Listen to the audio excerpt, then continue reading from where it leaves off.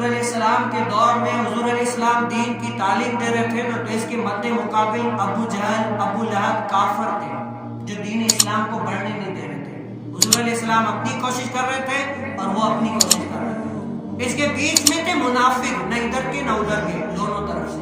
اور ایک وہ تھے جو بے عمل تھے، یعنی مانتے تو تھے کہ واقعی اللہ عز و جل ہے اور حضور علیہ السلام سچے، لیکن بے عمل تھے، عمل نہیں کرتے تھے۔ یہ چار تھے۔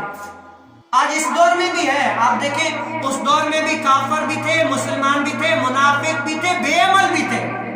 اس دور میں بھی مسلمان بھی ہے، کافر بھی ہے، منافق بھی ہے، اور بے عمل جو عمل نہیں کرتے وہ بھی ہیں۔ اب ان میں سے جو کامیاب ہے نا وہ ایک ہے، صرف وہ ایک ہے۔ وہ کون سا ہے؟ جو مسلمان ہے اور اللہ تعالیٰ کے احکاموں پر عمل کرتے، کامیاب یہ ہے۔ نہ منافق کامیاب ہے، نہ کافر کامیاب ہے، نہ بے عمل کامیاب ہے۔ آخرت میں قیامت کے دن ان کو جو ہے نا سزا دی جائے گی۔ تو یہ چار کیٹیگریوں میں سے میں اپنے اوپر دیکھوں اور آپ اپنے اوپر، ان چاروں کیٹیگریوں میں سے ہم کس کیٹیگری میں آتے ہیں؟ اور جس کیٹیگری میں آئے نا، پھر اس کا انجام یہ ہے کہ آخرت میں ہمیں پتہ چلے۔